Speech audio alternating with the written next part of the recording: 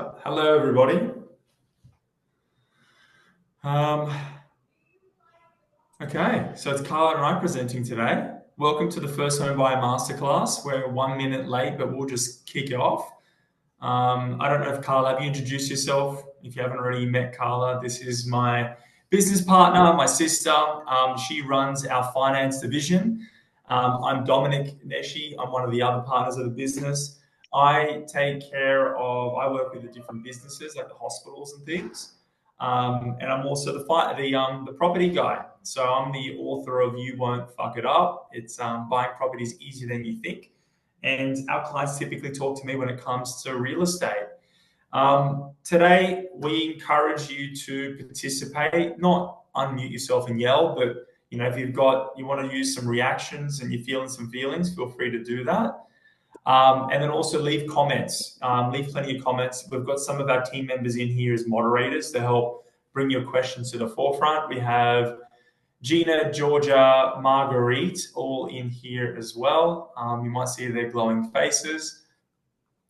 And okay, so without further ado, we might kick off.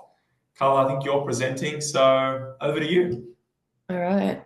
Hello, everyone. Welcome to the First Home Buyer Masterclass. Today is talking about the 3 pillars to get it right the first time. I know it sounds silly, but you won't get to buy your first property for the first time ever again. So we want to make sure that you get it right, and that way you're lined up for a successful financial future. So we are Australia's healthcare lending specialist, healthcare home loans. What do we actually do? Well, we have access to exclusive healthcare benefits. You, as a healthcare professional, have a wide array of benefits that we can't get access to as the brokers, but we can definitely help you get access to them. And part of that is getting LMI waivers, buying with a smaller deposit, getting larger loan sizes, and getting heavily discounted interest rates, which is absolutely phenomenal, especially when you get inside it for the first time. We want to save you as much as possible. We also have the ability to compare 50+ lenders. So we, as mortgage brokers, have the specialty of working with all the banks. You don't get limited to just one. And that's really powerful because it allows you to have access to all the benefits that they may offer you. Some banks might offer you some more advantages than others, and we have the power to show that to you. We offer personalized support as well. So we're here to support you all the way through. We don't just stop at, hey, here's your home loan and away you go. We offer support the whole way through. You've got us for 30 years and it's at no cost to you. So we're a free service to you, and you can give us a call at any time, whether you're just getting started or you're 3 properties in. We're here to support you. We make home loans simple for healthcare professionals. So first home buyers can get stuck sometimes, and there's a couple of reasons why you can get stuck. A couple of these things are sometimes missing out on the thousands of dollars in grants, concessions, and schemes. The government has some amazing opportunities available to you, and sometimes people just miss out because they don't know what's applicable. Many buyers assume they don't qualify for government support, or don't know what exists or what's available to them in their state. And that can mean that you can walk away from between $20,000 to $60,000 in value. And that's a lot of money saved up front, which can go towards, buying new furniture or setting yourself up to buy a better home. Another thing is that there's uncertainty about borrowing power or how to get started. A lot of the time we speak to buyers who have gone onto, Commonwealth website or Westpac's website, or sometimes even our website, and they've done their own borrowing capacity. But that borrowing capacity can vary depending on which banks you're working with. So without the proper guidance, most buyers don't know what they can actually afford and what lenders are looking for, or how to structure their finances for approval. So the borrowing power is a massive piece, and that's what we love chatting about in our meetings because it can vary from one person to another. And lastly, choosing the wrong property or overcommitting financially. And this is a big one because this is a long-term impact. It might stunt you up front, but then long-term, it can really impact your other choices that you're going to make or potentially not be able to make. it's easy to fall in love with the wrong property. We see this hundreds of times, or stretch your budget too far, especially without a clear strategy or plan for long-term growth. So what that means is maybe not doing your due diligence up front. Dominic might have something to say here because we talk about this all the time, but doing the right pest and building inspection reports, or looking at the right areas, and being able to plan for what the upfront costs might be. And sometimes people fall in love with something that's this big, beautiful property and it has everything that they want. And then they look at the strata fees and go, oh my gosh, it's going to set me back $4,000 a quarter. So things like that can get stuck, will make you stuck as a first home buyer. And we're here to help you alleviate that and plan the right path forward. Yeah, I'll just touch on that very quickly as well. I mean, one of the things, and we'll go, each of these points is something we're going to discuss in a lot more detail. But choosing the wrong property, you can overcommit, but then you can also undercommit. And some people sell themselves short or just take too many other people's opinions, which can muddle their mind and get them all sorts of confused. Where they want their first home to be everything. They want it to be their dream home. But in fact, the funny thing about dreams is once you accomplish them, it becomes reality, and then you get new dreams and they expand and they grow. So today's session really is about trying to give you clarity. Clarity on how much money you can get for free, clarity on what you can borrow, and then give you a better sense on what you should go and buy if you are thinking about buying your first home or investment.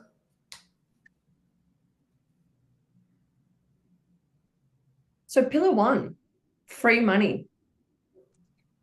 We love free money. There's more support out there than most buyers actually realize, and most of it goes unclaimed because people don't know they qualify. Just a couple of these government schemes or grants that you can actually access are the first homeowner grant, and the FOG, as we like to call it, is different between each state. So in New South Wales, it can be up to $10,000, where up in the Northern Territory, it can be up to $30,000. So each state's going to have their varied grants applicable, but we will walk you through that as well and be able to tell you about the limitations of each. Another And one. what we will say, sorry, just to harp on here, we will cut each other off a little bit.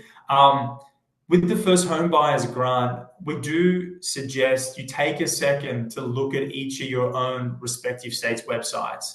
It can be scary and you feel like it's a bit hard to understand, but it is clearly mapped out. And if all of you aren't already on ChatGPT, I encourage you to start using it from today. Go to your state government website, put in what grants are available, then feel free to take that link, put it in ChatGPT or your favorite AI software and say, explain this as if I'm 5 or 10. And it's hilarious. The feedback that comes back will simplify it and make it really, really easy. That's a term I use all the time. Off the back of that, though, don't go and ask ChatGPT what are the first home buyer government grants, because sometimes it will get the wrong information. So it's better to copy it and put it in than ask it to go and do the research for you. Another thing is stamp duty concessions or exemptions. Some states offer full exemptions for eligible first home buyers.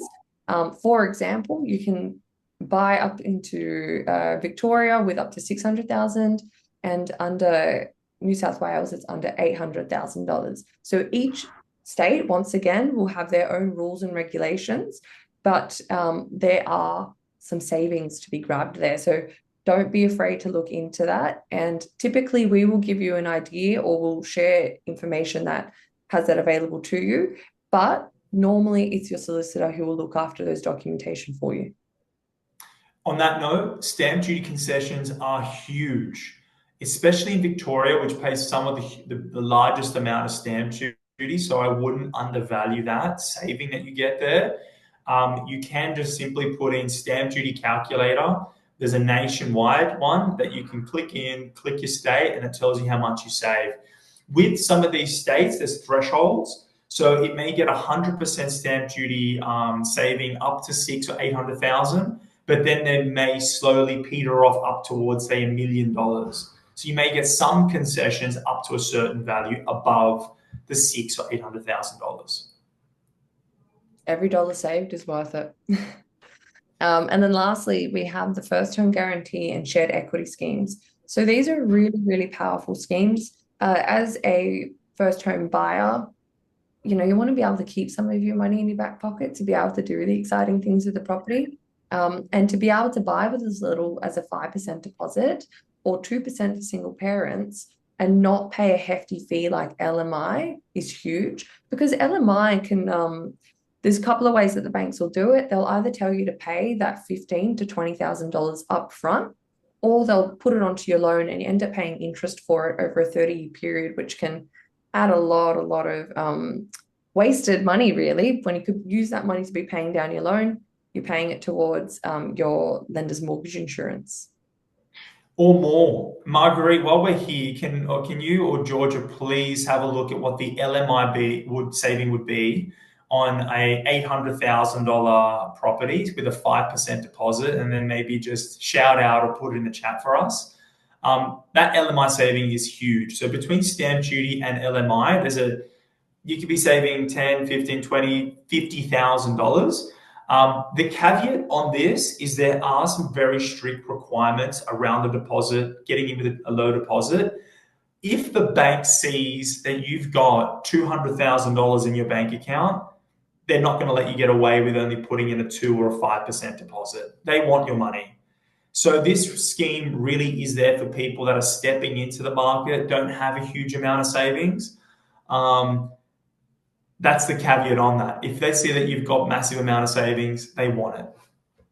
And to add to that, they want it to be the savings in your own name. So we can't just grab, a 5% deposit from our parents and say, let's use that. They want to be able to see that you've actually saved that money so that you're investing into it. You're not just using someone else's to invest, which another way you could also do it is if you are renting, we can utilize rental statements as well to get you into the market sooner. I think the girls are working on the LMI saved, but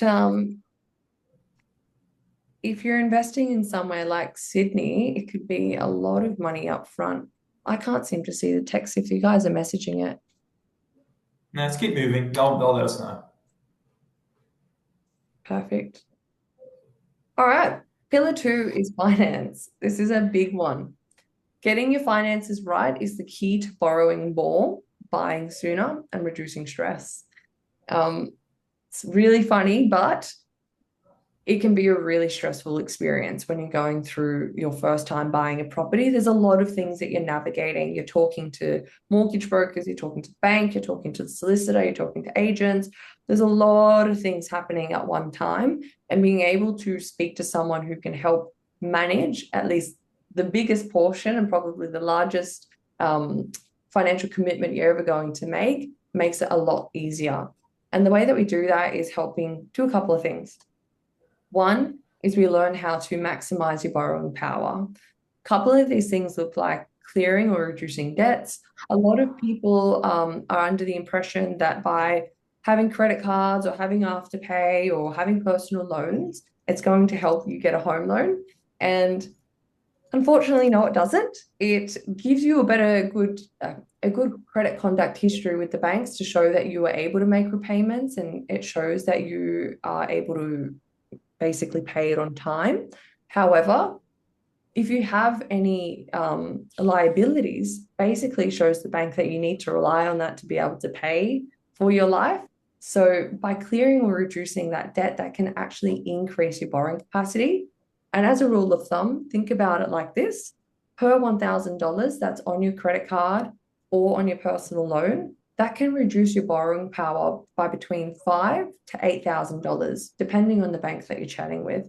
So it really can make a difference in getting that extra bit of cash. Next is also the ability of showing a steady income. So lenders love consistency. Even when you're casual, we help present your income clearly. A lot of the time we have people who work in healthcare and do agency work because you can get great incomes. You can, have the leniency of working one week and not working the next. But so long as you've got good consistency within that role and you've got good tenure, we're able to present that in a way that makes sense for the banks and sometimes it doesn't. So working out how your income works over a longer term really can maximize your borrowing power. And lastly, it's tracking your spending. So budgeting for 2 to 3 months gives lenders the confidence you can manage a mortgage. Essentially, what we do is look at your spending over the last 3 months to understand how that's working. And a rule of thumb we also try to share with our up and coming buyers is when you are saving or preparing for the next 12 months, put away what you would put into a mortgage as your savings. And then that really helps you get a stronger understanding of how much you need to live your daily life, but also pay for your commitments. So I just want to make a quick note on that. First thing is on a 10% deposit for an $800,000 property. That's a saving of about $26,000 in lender's mortgage insurance. And on a 5% deposit, it's $33,000. So big savings if you're a first home buyer not paying LMI. And again, as a healthcare professional, you may be entitled to making these savings regardless if you're a first home buyer or not. Just on that last note, tracking your spending for 2 to 3 months. When you are applying for a home loan, the banks are typically assessing your last sort of 3 to 6 months. So if you know that you are about to go in to apply for a home loan, you'll make our jobs a lot better and easier, and you'll have a better borrowing capacity if you are managing your expenses properly for the 3 months leading into purchasing your property. And then also, if you are going to pick up some extra shifts, try and maintain that consistency. Try and get as many shifts as you can, to as close as you can to then applying for a home loan. There are ways for us to annualize the last 3 months, depending on the bank that we're working with, which means that you do have better borrowing capacity or can borrow more money.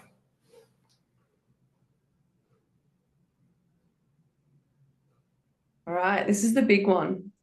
Get pre-approved before you buy. This Horror happens. stories. Yes. The team's thinking, oh my gosh, we have clients come to us on the regular where they go, I've, signed the contract, quick, help me get the loan. And Yeah, that I bought a property on the weekend. Can I get a home loan? yeah, can I get a home loan? I spoke to my agent, they said it could be fine.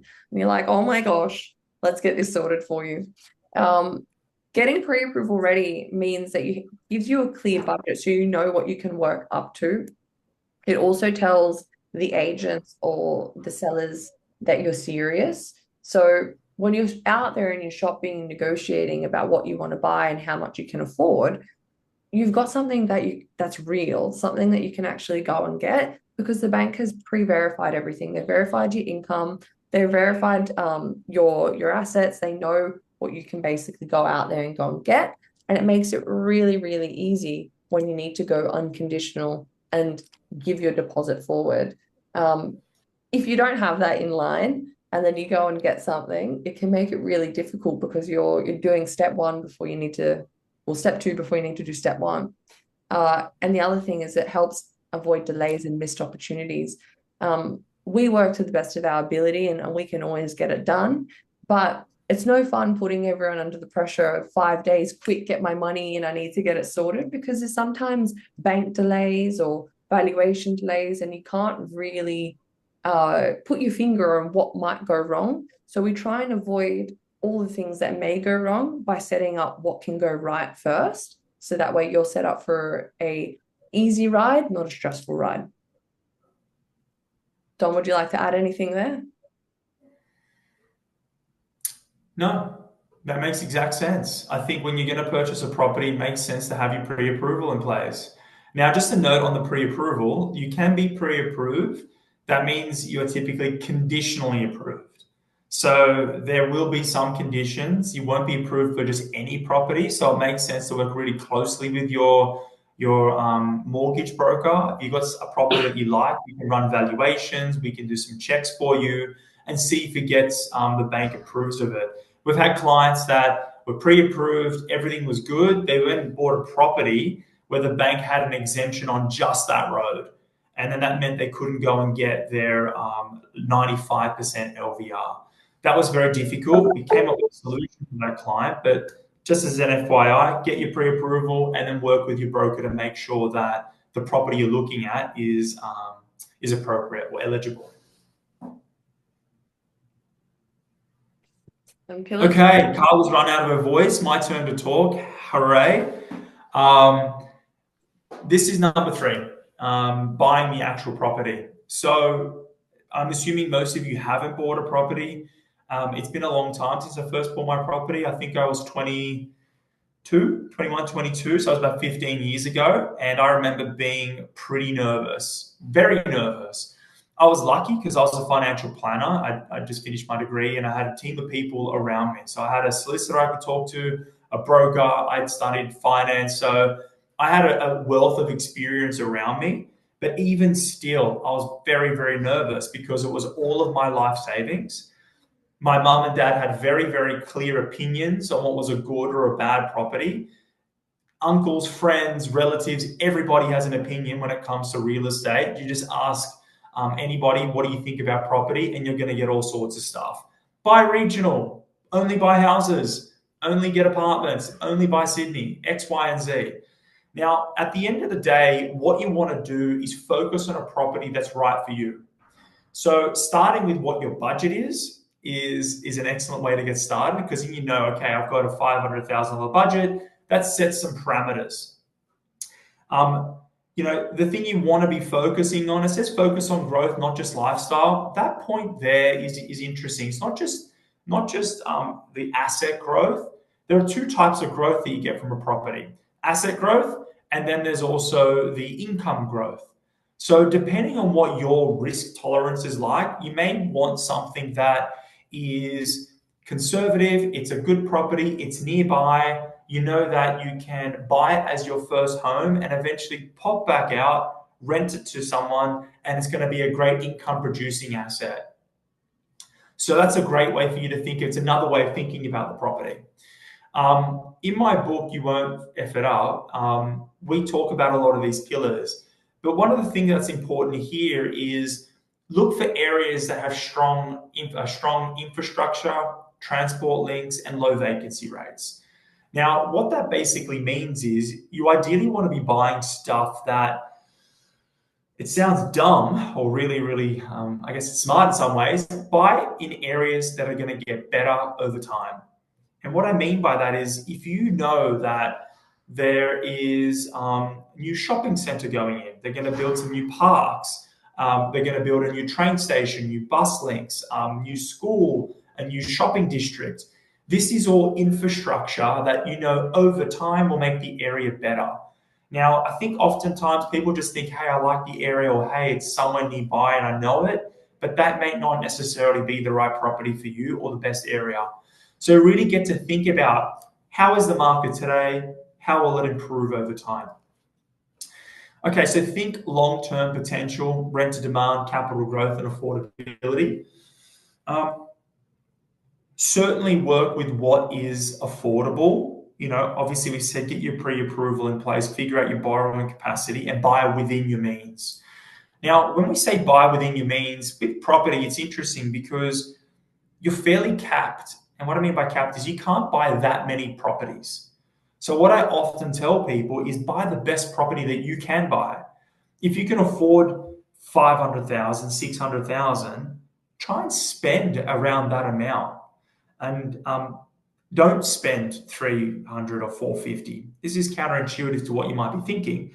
But the reason why I say that is, historically speaking, bigger stuff has better longer term growth. What do I mean by bigger stuff? A 2-bedroom typically grows better grows better than a 1-bedroom, or a 3-bedroom grows better than a 2. A townhouse grows better than an apartment. A house grows better than a townhouse. So over the long term, over the past 30 years, we've seen that houses have grown by about 1% more than apartments, but apartments have rented out or given 1% better cash flow than houses. So think about those 2 things and what the requirements are for you, and try and go out there and buy the best thing that you can in a better market or a bigger something. Avoid overpaying for features that don't add value. This is an interesting one. I'm going to say go out and buy with emotion, but then also don't buy with emotion. This is going to sound really counterintuitive. The emotions that you don't want to use when buying property, the fear of missing out. If you've got this fear that you're going to miss out and you're rushing to buy into the market, don't use that emotion. You're not missing out. You'll go and buy when you're ready. The fear of missing out, rushing, that's a negative emotion that will get you to do dumb things, overpay. I know this because I've done it. Even after writing a book on it, you can get caught up in the wrong emotions, this feeling like you need to get in quick. The emotions that you do want to use are if you see something or the property is in across the road from a park and it's a really beautiful, open, airy property, or it has a wonderful view. These types of emotions of, wow, this is amazing, or wow, it's really secure, or wow, this is really big. These are really good emotions because they're the same emotions that an owner-occupier would use when buying their home. So if you're buying a good property, if it's hotly contended, generally speaking, it'll be hotly contended for the life of that the property. So you want to go after good quality properties that does sort of sweep you away. You just don't want to get caught up in the fear of missing out in like this feeling that you need to do something. I'll pause for a minute and just say, if you've got any questions, put them in the comments. We'll happily go through them all together. And whilst you're sort of putting them in there, I'll add one last caveat to this this property pillar page. This first property is exactly that. It's your first property, not your last property, not your forever property. I want you to think about buying your first home as a stepping stone. And Carla, can I quickly just share something?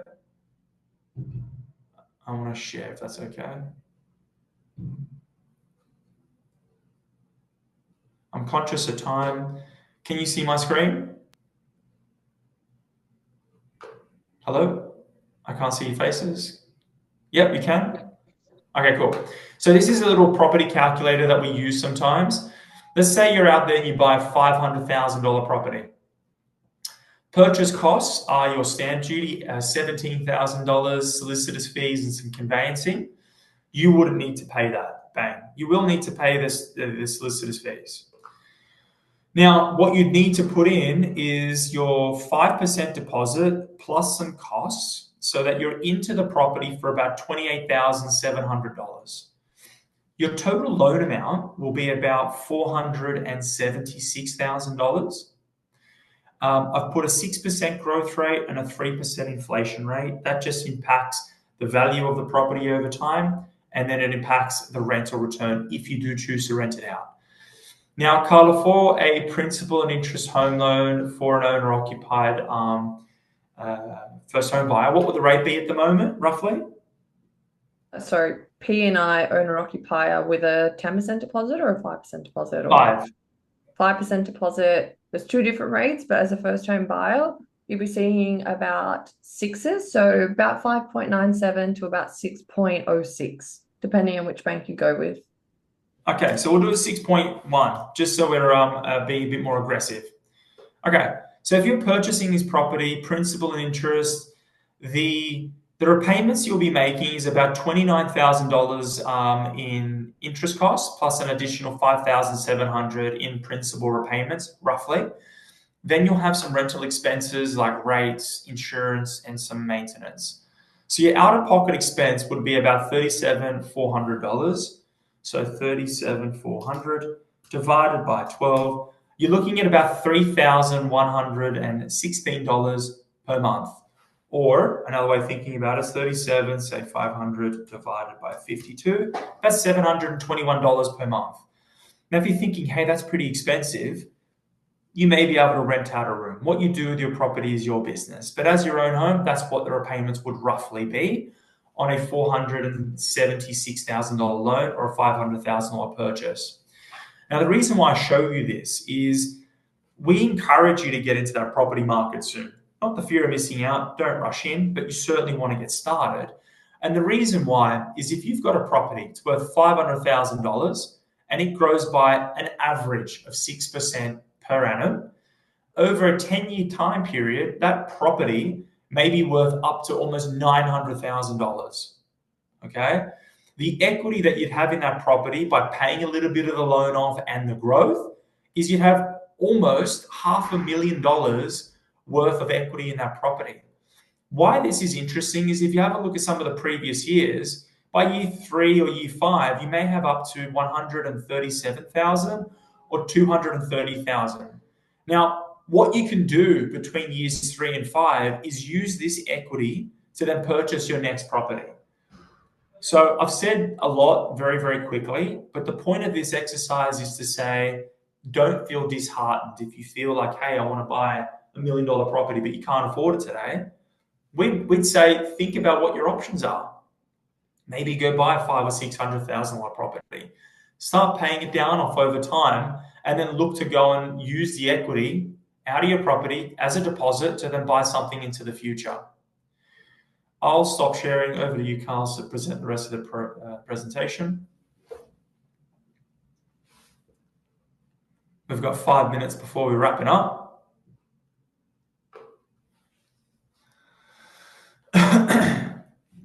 Sorry, I just didn't realize I was muted.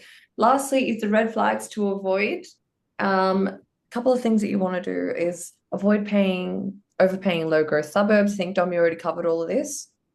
Yep. Buying with emotion, poor location, high strata, or hidden maintenance issues. And then lastly, is just a Q&A. So okay, we've got some cues for you. All right. I think it's GIO has said, what happens where you get a conditional loan and the property is up for auction and exceeds the borrowing value from the bank? Let's say the house is worth $850,000 and the auction sale price is $900K. Correct me if I'm wrong, Carla, but if you're only pre-approved up to $850 and it sells for $900, you have to chip in the additional $50,000 as cash. Yeah. Or you have to have a very good broker and figure out some creative ways to increase your borrowing capacity. And there are creative ways. One of those ways is changing the purpose. Perhaps you don't buy it as your own home and you look to rent it out. That rental income can be used as servicing. Is that right, Carlos? Yep, correct. Okay, what are your thoughts on borrowing a deposit amount at a low interest rate additionally to the mortgage? Thinking of something like own home or similar. That's really interesting, guys. So borrowing the deposit and then paying it back. Look, we're not financial advisors, so we can't actually give you financial advice about borrowing to make up the deposit. We've helped clients in the past do that because there's one thing or another surprise has popped up. But you've also got to consider what that looks like long-term for you, because generally speaking, when you do borrow a deposit like that it's a personal loan typically, and borrowing with a personal loan holds interest rates between 7 to about 20%. So you've got to think about what your out-of-pocket cost is going to be in the long run. I do believe that, if you're short 5 or 10K, have a chat to your family or friends and see what they can do first before you look at going and getting more cash unnecessarily and paying interest. That's a good point. So we didn't touch on it in this presentation. Should have.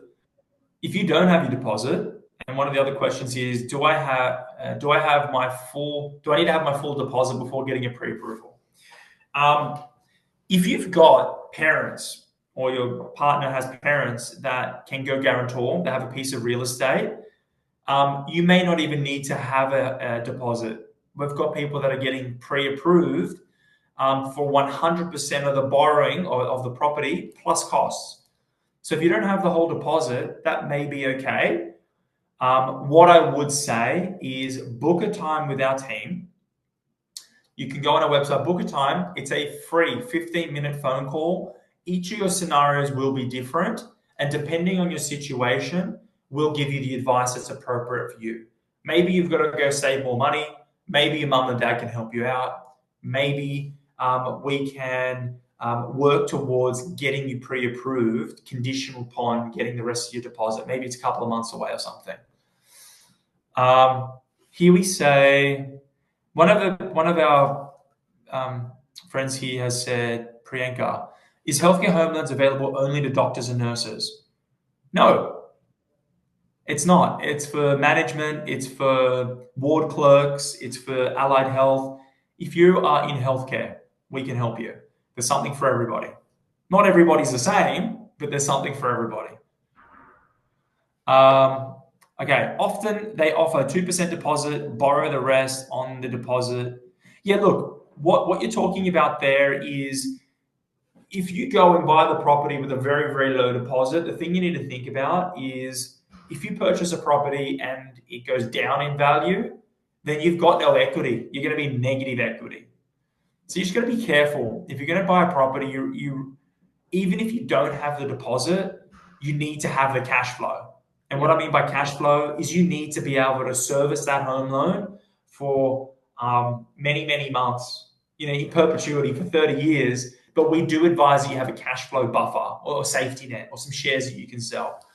Just because if you lose your job, if someone has a baby, if someone gets hurt, and you haven't got your insurances in place and you can't meet your mortgage requirements, it's serious. You can get your home taken away from you. You can get sued. There's all sorts of stuff that's there. Also, to add to that, Dom, as well, it makes it really difficult to refinance in the future, and you won't get the same benefits if you look to refinance with another bank. You'll get hit with all sorts of high interest rates, and it's just better not to put yourself in that situation. Dom, you're on mute. Do we have a team in Brisbane? Is another question. Our head office is in Sydney CBD in George Street. We don't have a team in any other state. We do fly all around Australia, and basically none of our clients visit us. Our business is 100% digital. It's all remote. We do everything online, all the banking applications, all the documentation collection. Everything's done over the phone or via Zoom or Google Meet. There are no requirements to meet in person anymore. It's one of the only good things that come out of COVID. So yeah, we don't have a team in Brisbane. We do everything digitally. And in fact, I don't think we've ever met a client no, we met one client in person, but they came and brought us chocolates after they'd gotten settled. So yeah, we haven't met anyone in person. Everything's done digitally. Maybe one day we could just take you on a brief tour around the office. Any other questions? If you're wanting to book a time, click the link that Gina's put in the comments, or you can get your phone out, scan that QR code. The person answering those calls will be Georgia. I don't know if she's still in the meeting. She's probably somewhere here. There she is. She's smiling.